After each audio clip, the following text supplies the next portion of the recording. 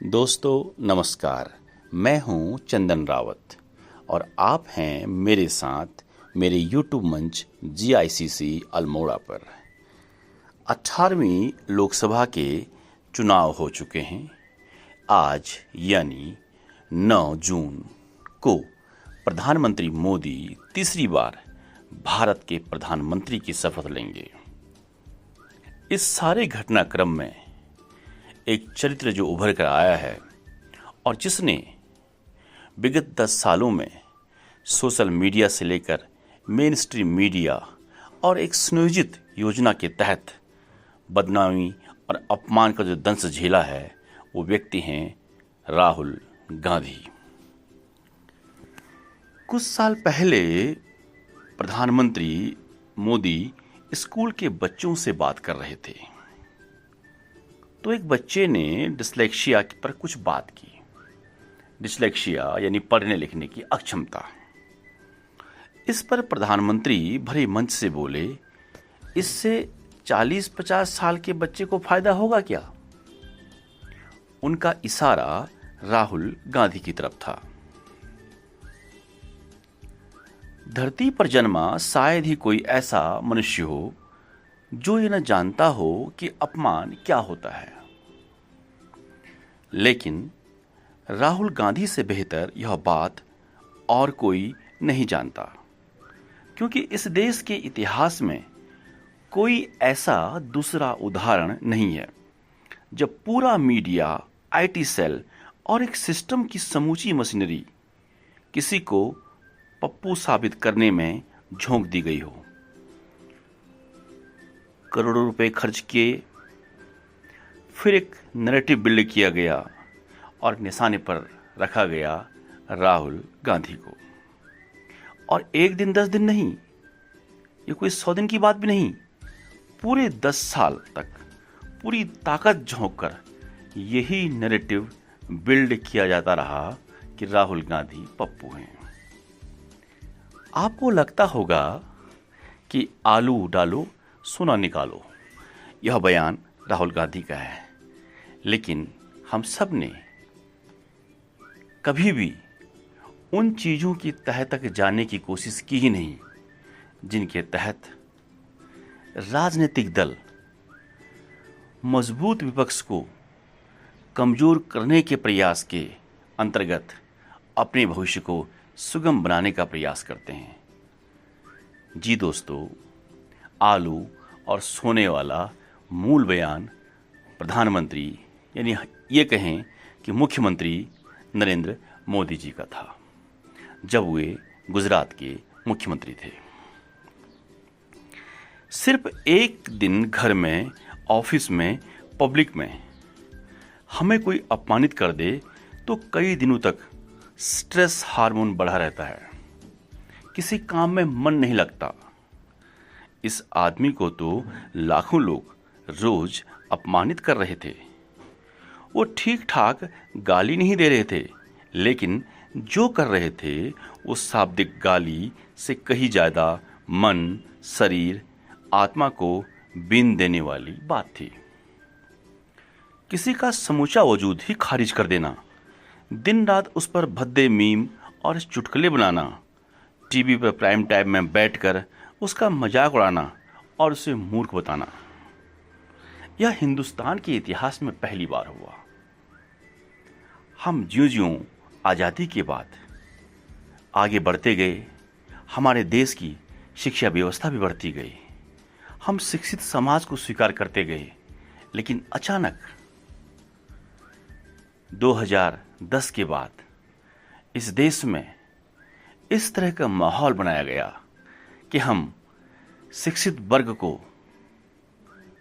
अशिक्षित लोगों के ऊपर ज्यादा समझदार समझने लगे, और जिस कारण देश का सकारात्मक विकास कहीं ना कहीं प्रभावित हो गया।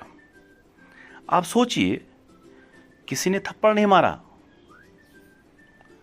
लेकिन जितनी मार राहुल को पड़ी इस देश के इतिहास में किसी को नहीं पड़ी।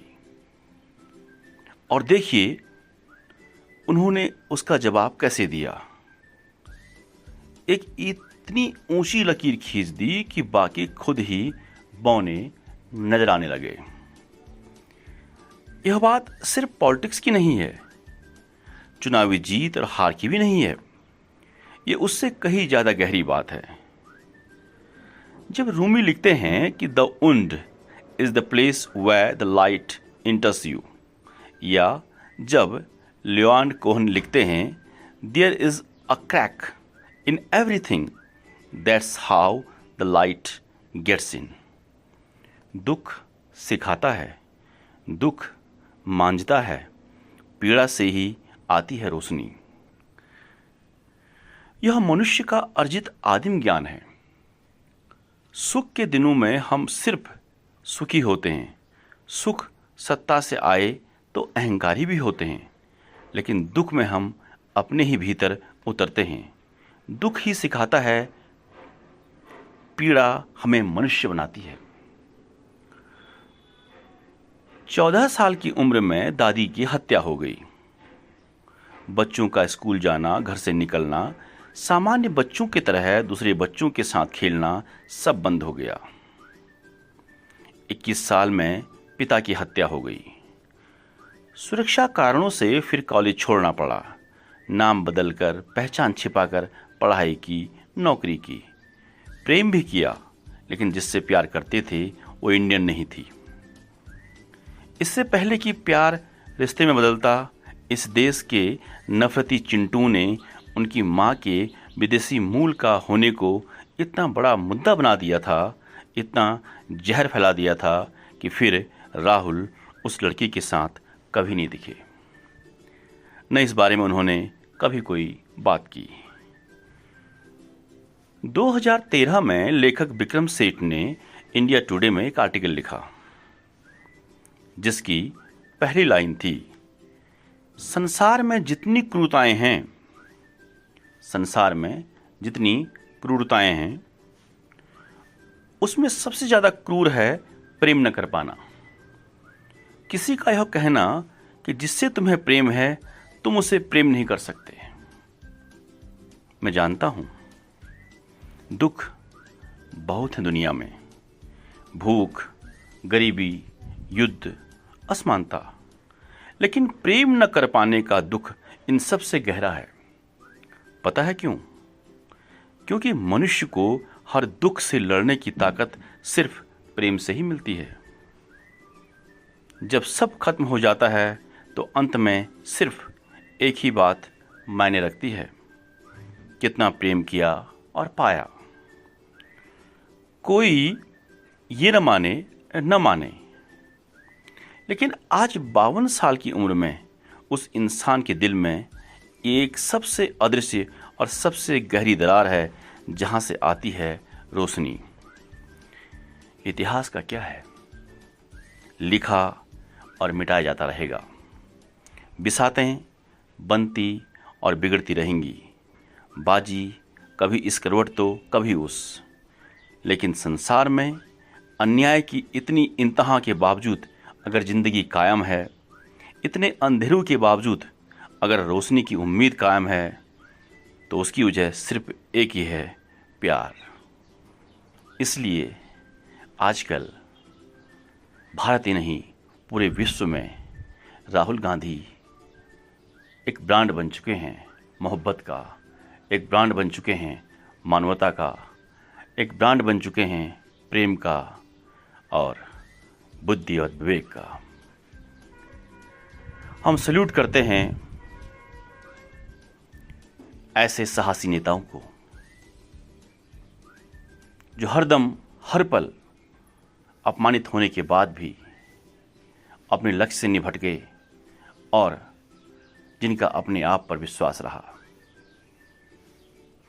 मार्टिन लूथर किंग जूनियर की कविता हम होंगे कामयाब शायद यही प्रेरणा देती है। और वही बात उत्तराखंड के सुदूर पहाड़ों से गिरदा यानी गिरीश तिवारी की कविता जो कुमाऊनी में है कि जैता एक दिन है तो आ लो दुनिया दुनी में, एक दिन तो आएगा इस दुनिया में कि जब लोग सत्य को स्वीकार करेंगे और प्रेम को स्वीकार करेंगे और नफरत को जुटाएंगे तो शायद वक्त बदल रहा है, हिंदुस्तान फिर से आगे की ओर बढ़ने को तैयार है। जय हिंद, जय भारत।